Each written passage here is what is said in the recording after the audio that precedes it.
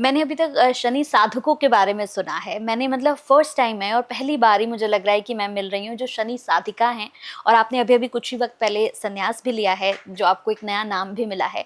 तो मैं सबसे पहले ये जानना चाहती हूँ कि शुरुआत कैसे हुई माताजी? मतलब कैसे शुरू किया ये सब कुछ आपने?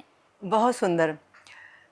शुरुआत ऐसी हुई कि जब मेरा जन्म हुआ, तो मेरे जन्म के समय में मेरी जब जन्म पत्रिका बनकर सामने में आई, तो सबने ये बोलना चालू किया, ये लड़की शनि लेकर आई है, इसलिए इसे घर से दूर रहना पड़ेगा, इसे माँ बाप का प्यार नहीं मिलेगा, इसकी ज़िंदगी में बहुत संघर्ष है, इसे बहुत दुख भोगने हैं, ये जिसके साथ रहेगी उसका अहित हो जाएगा, तो इसको कुटुंब खानदान परिवार से दूर रखना चाहिए।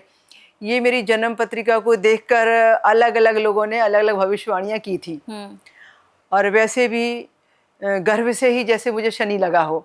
जब मैं माँ के गर्भ में थी, तो मेरी दादी जो थी उनको पुत्र चाहिए था, और मैं मेरी माता की दूसरी पुत्री संतान थी। तो मेरी दादी ने मेरी माताजी से कहा कि यदि इस बार भी तुमने बेटी को जन्म दिया तो तुम्हारे मायके में छोड़ के आना, नहीं तो तुम भी मत आना। तो मुझसे एक बड़ी बहन और है, तो उसके बाद मेरा जन्म हुआ। जब नानी के यहाँ मेरा जन्म हुआ, तो अभी माँ की व्यवस्था थी कि उनको आदेश था कि बेटी होगी तो लेकर मत आना। फिर मेरी माँ ने नानी को मुझे गोद दे दिया। मेरी विधवा नानी ने मेरा पालन पोषण किया। मैं कक्षा 10वीं पढ़ने तक मेरे माता पिता के प्यार से वंचित रही, और माता पिता होते हुए भी माता पिता के प्यार से वंचित रही, और नानी ने मेरा पालन पोषण किया, नानी ने ही मुझे संस्कार दिए। तो जहाँ जहाँ मेरी जन्म पत्रिका मेरी नानी जी दिखाती, वहाँ वहाँ लोग ये कहने लगते, ये शनि वाली है, इसके केंद्र में शनि है, और शनि अपनी राशि पे बैठे हुए हैं, तो इसका जन्म जो है वो माँ पर दृष्टि गई हुई है, तो इसकी दृष्टि से माँ को तकलीफ़ है, इसलिए ये माँ से बिछुड़ गई है। बहुत सारे अलग अलग लोगों ने भविष्यवाणियाँ करना चालू की थी। मेरी नानी जी जगह जगह जाती और हमेशा एक ही प्रश्न लोगों से कहती कि मेरी बेटी मेरे परिवार में कब एक्सेप्ट होगी, मेरी बेटी दमादी से कब लेके जाएंगे, अपने माता पिता के पास कब रहने जाएगी। और सभी लोग ये कहते कि इसको दूरी रखो, ये शनि वाली है। अभी उस समय तो इतनी नॉलेज भी किसी को नहीं थी कि शनि का लगना क्या है, शनि का उतरना क्या है, शनिमय होना क्या है, सब कुछ। पर मेरी नानी जी विदुषी थी, शिक्षिका थी। उन्होंने एक मार्ग पकड़ा कि यदि मैं शनि वाली हूँ तो क्यों ना मुझे शनि वाला ही बना दिया जाए। अच्छा। तो मेरी नानी जी ने मुझे बचपन से शनि मंत्र बोलना बताया, शनिदेव जी के प्रति श्रद्धावान बनाया, खूब तीर्थ यात्राएं कराई। और जब मैं बहुत छोटी थी तो किसी ने उनको बोला, वो चित्रकूट के पास बांदा जिले में जॉब करती थी, तो उनको किसी ने बोला कि आप यदि 52 बार आपकी नतनी को गंगा स्नान कराओगे ना, तो इसकी शनि पीड़ा निकल जाएगी। तो आप एक काम करो कि इसकी प्रारब्ध की पीड़ा को मिटाने के लिए इसको जब भी आप गंगा जी में स्नान करने जाएंगी, इसको लेके जाना। अब गंगा जी में स्नान करने मेरी नानी जी जो जाती थी, वो ब्रह्म मुहूर्त में जाती थी। ना ज्यादा उजेला होता था, ना ज्यादा अंधेरा होता था। और एकदम बिल्कुल सत्य बात बता रही हूँ मैं। तो मेरी नानी जी मुझे गोद में लेके जाती हैं। उस समय मैं 1.5-2 साल की रही होंगी ज़्यादा से ज़्यादा। तो वो मुझे लेके जाती और मुझे कहीं पत्थर पर, कहीं गंगा किनारे बिठाती, और वो गंगा जी में डुबकी लगाती और प्रार्थना करती। मेरे लिए भी बहुत प्रार्थना करती, मुझे भी नहलाती धुलाती। बचपने में मुझे बहुत गंगा स्नान कराया गया। तो बाद में कुछ ऐसी घटना हो गई कि एक बार मेरी नानी जी ने मुझे स्नान करा के और एक पत्थर के ऊपर में, भारी भरकम पत्थर के ऊपर बिठा दिया। मेरी नानी जी स्नान करने लगी। अचानक जो गंगा किनारे लोग खड़े थे, पूरा उजेला भी नहीं था, पूरा अंधेरा भी नहीं था, ब्रह्म मुहूर्त का समय था, लगभग 5 बजे का समय रहा होगा। तो जोर जोर से चिल्लाने लगे लोग बाग। जो 2-4 लोग दूर से थे, देख रहे थे, बोले बहन जी, जो आपकी बेटी थी वो गंगा जी में बह गई। अभी उनको तो देखो तो दुख का पहाड़ टूट गया। मैं वहां थी नहीं जहां पर मुझे बिठाया था। और जब गंगा जी में बह गई बोले, तो देखा कि तो मैं गंगा जी की लहरों के बीच में मैं दिख रही थी। अब गंगा जी में बीच में लहरों में जाने के बाद में कौन वापस आता है। और मैं तो बहुत छोटी शिशु थी, तो सवाल ही नहीं होता वापस आने का। अभी जब सब चिल्लाने लगे बचाओ बचाओ, मेरी नानी जी भी बहुत परेशान, और उनको कुछ सूझ नहीं रहा था। जिस समय वो स्नान करके सूर्य को जल दे रही थी, प्रार्थना कर रही थी, उस समय लोग चिल्लाए कि आपकी बेटी बह गई। तो अब उनको कुछ भी नहीं सूझा, तो उन्होंने ऐसे अंजलि में जल लिया, सूर्य को जल दे रही थी, और सूर्यदेव को साक्षी मानकर गंगा जी में खड़े होकर कहने लगी कि मेरे यदि तप का कोई भी पुण्य बाकी है और मैंने सही माने में तपस्या की है, तो मेरे तप का पुण्य फल इस मेरी बच्ची की वापसी को मिले। मैं मेरी बेटी को क्या मुंह दिखाऊंगी, क्योंकि वो मुझे मेरी बेटी की अमानत है वो। तो उन्होंने गंगा जी में जल लेके हाथ में संकल्प लिया कि यदि ये वापस आ गई, इसको जीवन मिल गया और ये गंगा की लहरों से मेरी नतनी मुझे वापस मिल गई, तो मैं इसको धर्म के कार्य में लगाऊंगी। ये मैंने आपको अर्पण कर दिया, ये इस पे मेरा कोई अधिकार नहीं रहेगा। ये धर्म के उत्थान के लिए मैंने इसको जीवन समर्पित कर दिया।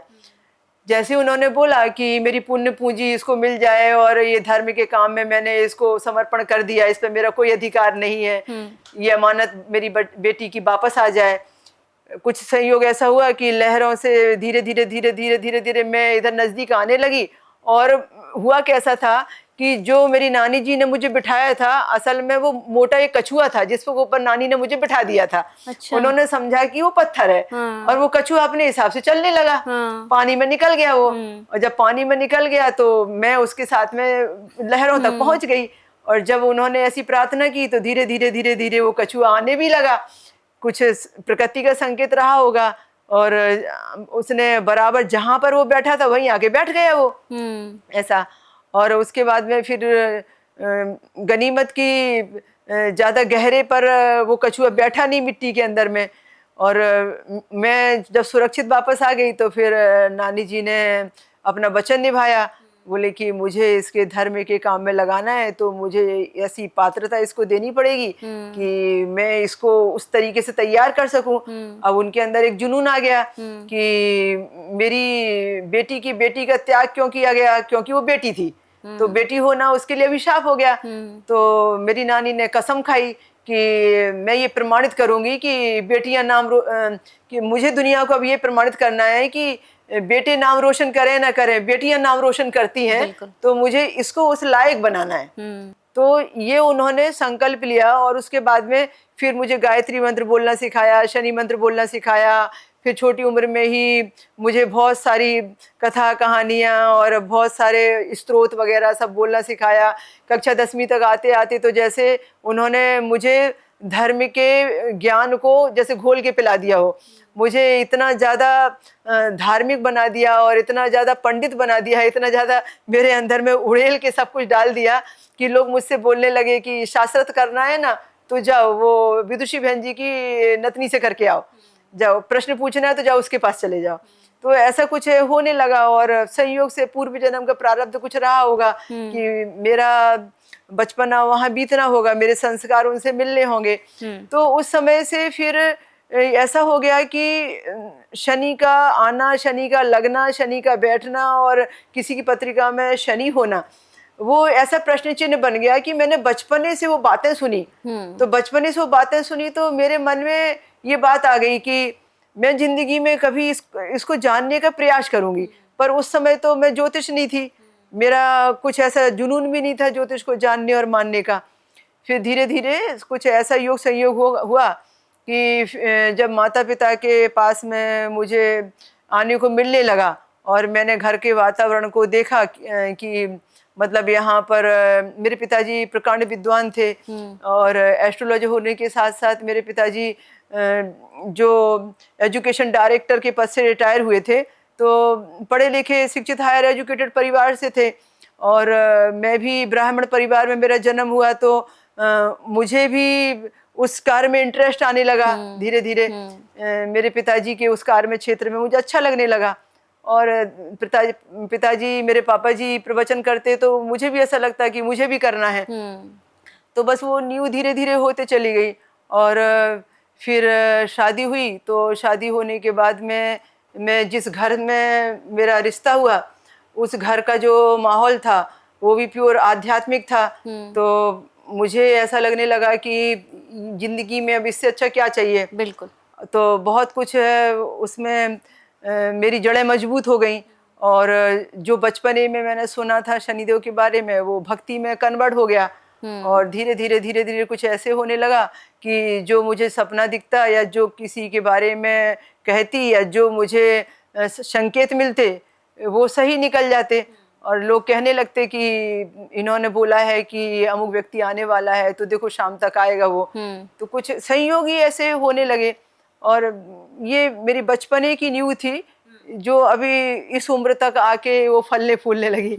ऐसा हो अच्छा, गया। मतलब ऐसे करके आप यहाँ तक पहुंची कि हाँ। मतलब बचपन में एक वो था कि शनि के उसमें हुई है, इसकी दृष्टि माँ पर है, तो वो एक अंदर आ जाता है ना किसी बच्चे के अंदर।